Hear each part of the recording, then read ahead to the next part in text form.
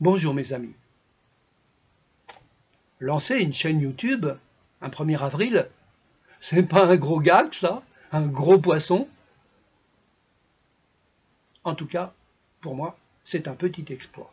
Pour arriver à mettre en ligne tout ce contenu, technologiquement, c'est difficile.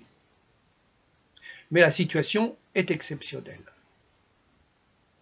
Qui, il y a quelques mois, aurait prédit que la plupart des gouvernements de la planète prendraient des mesures d'exception dignes d'un scénario catastrophe?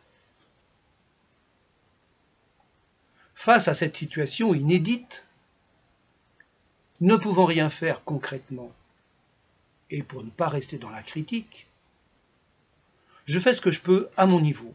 Je lance cette chaîne intitulée « Le temps qui vient », qui est une appellation prémonitoire. Je la tire de la révélation d'Arès. Ce message surnaturel qui, dès 1974, nous alertait sur l'irrémédiable déclin de notre société. À l'époque, nous étions beaucoup plus occupés à absorber les chocs pétroliers qu'à vouloir faire évoluer ce monde. Le message d'Arès est totalement censuré. D'abord, parce qu'il réaffirme avec force l'incontournable présence du Créateur de l'univers. Ensuite, parce qu'il critique ce monde et nous demande de le changer avec des accents qui peuvent en toucher beaucoup et d'une manière accessible à tous. Je ne cherche pas à développer ce média pour convertir ou parler de ma foi. Ce que je voudrais partager avec vous, c'est cette nécessité de vivre autrement,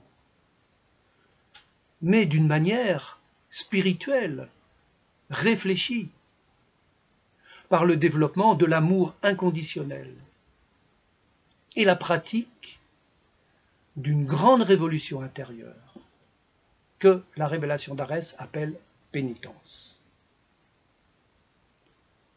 De toute façon, l'irruption de ce virus qui nous laisse impréparés, démunis face à la maladie et à la peur, montre que tôt ou tard, nous allons devoir changer de vie.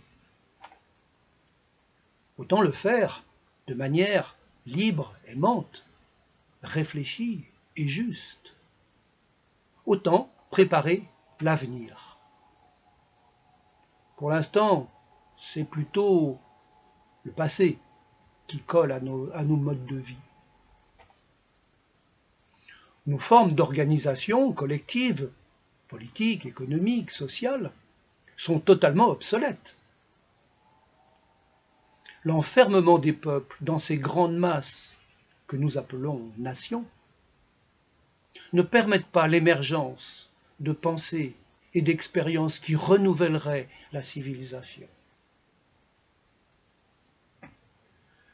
Nos vies sont banales, décevantes et de plus en plus marquées par la peur. Alors où trouver ce renouveau? Dans la révélation d'Arès, il y a une prière que nous appelons le Père de l'univers, qui offre un champ de réflexion et d'expérimentation quotidienne tout à fait neuve. Je vous cite ces versets.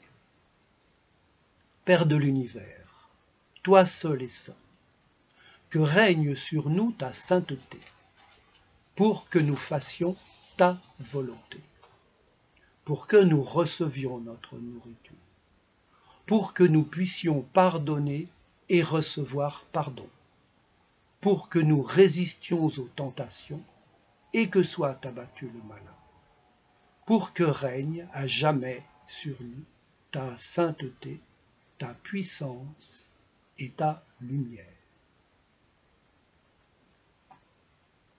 Je sais pour l'avoir déjà ressenti.